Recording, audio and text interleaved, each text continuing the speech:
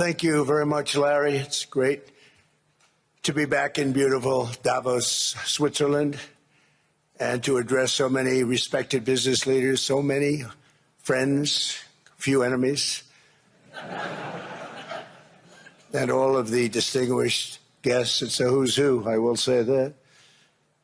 I've come to this year's World Economic Forum with truly phenomenal news from America.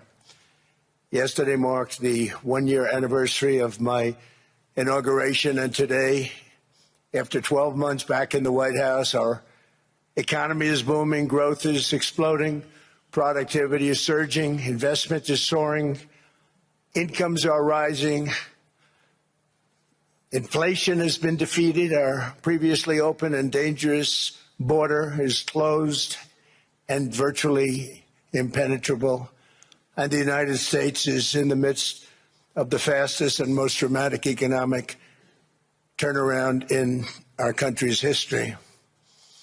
Under the Biden administration, America was plagued by the nightmare of stagflation, meaning low growth and high inflation, a recipe for misery, failure, and decline.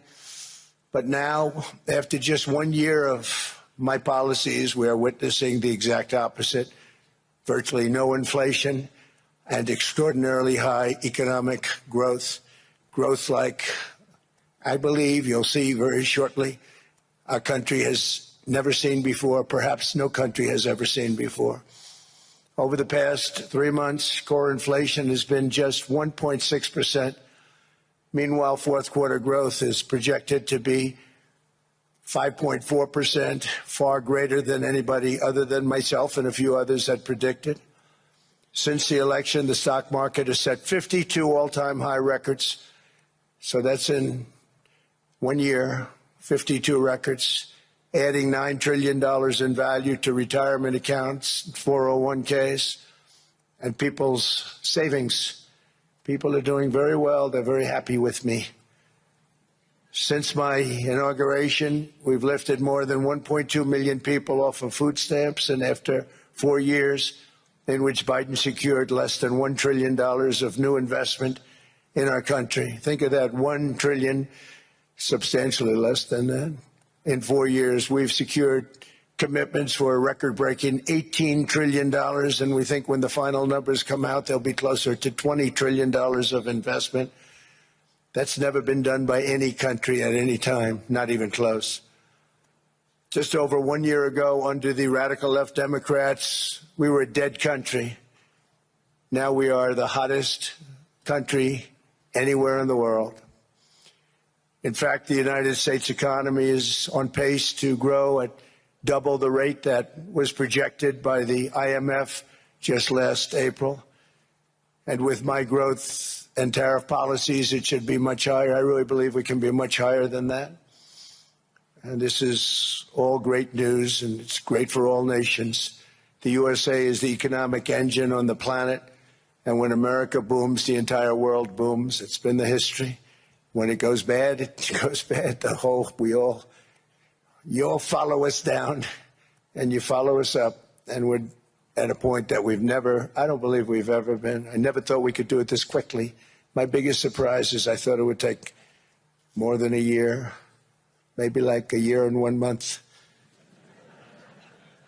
But it's happened very quickly. This afternoon, I want to discuss how we have achieved this economic miracle, how we intend to raise living standards for our citizens to levels never seen before, and perhaps how you, too, and the places where you come from can do much better by following what we're doing, because certain places in Europe are not even recognizable, frankly, anymore. They're not recognizable. And we can argue about it, but there's no argument. Friends come back from different places. I don't want to insult anybody and say I don't recognize it. And that's not in a positive way. That's in a very negative way. And I love Europe, and I want to see Europe go good. But it's not heading in the right direction. In recent decades, it became conventional wisdom in Washington and European capitals that the only way to grow a modern Western economy was through ever-increasing government spending, unchecked mass migration, and endless foreign imports. The consensus was that so-called dirty jobs and heavy industry should be sent elsewhere, that affordable energy should be replaced by the Green New Scam, and that countries could be propped up by importing new and entirely different populations from faraway lands. This was the path that Sleepy Joe Biden administration and many other Western governments very foolishly followed, turning their backs on everything that makes nations rich and powerful and strong. And there's so much potential in so many nations. The result was record budget and trade deficits and a growing sovereign deficit driven by the largest wave of mass migration in human history. We've never seen anything like it. Quite frankly, many parts of our world are being destroyed before our very eyes, and the leaders don't even understand what's happening. And the ones that do understand aren't doing anything about it.